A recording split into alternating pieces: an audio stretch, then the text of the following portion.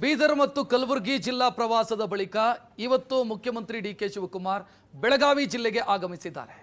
ಬೆಳಗಾವಿ ಜಿಲ್ಲೆಯಲ್ಲಿ ಅವರು ಪ್ರಗತಿ ಪರಿಶೀಲನೆಯಿಂದ ಹಿಡಿದು ಅಭಿವೃದ್ಧಿ ಕಾರ್ಯಗಳಿಗೆ ಸಂಬಂಧಿಸಿದಂತ ಸಭೆಗಳಲ್ಲಿ ಭಾಗಿಯಾಗೋದಕ್ಕಿದ್ದಾರೆ. 2 ದಿನ ಅಧಿಕಾರಿಗಳ ಸಭೆಯನ್ನು ಮಾಡ್ತಾರೆ.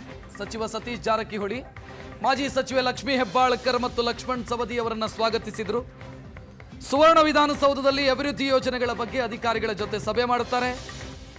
ಬೆಳಗಾವಿ ಪ್ರಾದೇಶಿಕ ವಿಭಾಗ ಮಟ್ಟದ ಅಧಿಕಾರಿಗಳ ಜೊತೆ ಸಭೆ ನಿಗದಿಯಾಗಿದೆ.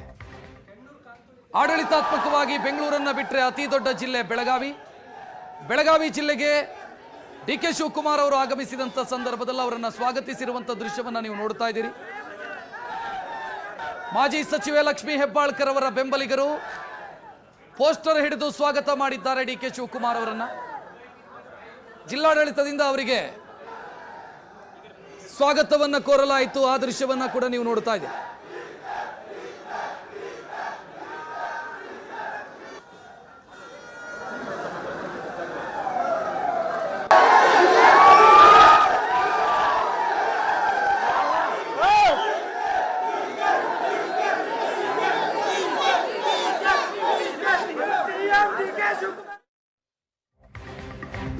ಬೆಳಗಾವಿಗೆ ಬಂದ ನಂತರ ಇನ್ನೊಂದು ವಿಶೇಷ ಅಂತಂದ್ರೆ ಸುವರ್ಣಸೌಧವನ್ನು ಪ್ರವೇಶಿಸುವಾಗ ಉತ್ತರ ದಿಕ್ಕಿನಿಂದ ಪ್ರವೇಶಿಸಿದ್ದಾರೆ. ಸಾಮಾನ್ಯವಾಗಿ ಎಲ್ಲರೂ ಪಶ್ಚಿಮ ದಿಕ್ಕಿನಿಂದ ಎಂಟ್ರಿ ಆಗ್ತಾರೆ ಸುವರ್ಣಸೌಧಕ್ಕೆ. ಆದರೆ ಮುಖ್ಯಮಂತ್ರಿ ಡಿ ಕೆ ಶಿ ಉತ್ತರದಿಂದ ಎಂಟ್ರಿ ಆಗಿದ್ದಾರೆ ಸುವರ್ಣ ವಿಧಾನಸೌಧಕ್ಕೆ. ಬೆಂಗಳೂರಿನ ಅಧಿಕೃತ ನಿವಾಸಕ್ಕೆ ಉತ್ತರ ಬಾಗಿಲನ್ನು ಸಿದ್ಧಪಡಿಸುವುದಕ್ಕೆ ಸೂಚಿಸಿದ್ದಾರೆ.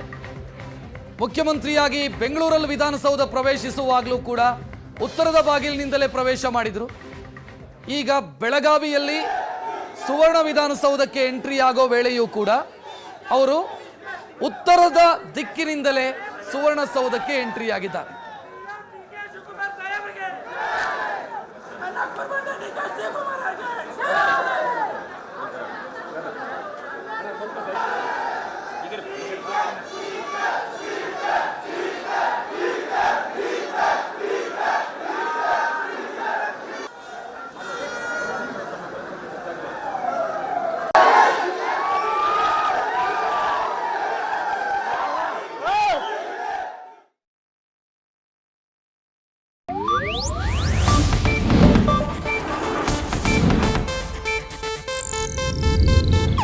ಇದು ಏಷ್ಯಾನೆಟ್ ನ್ಯೂಸ್ ನೆಟ್ವರ್ಕ್ ಪ್ರಸ್ತುತಿ.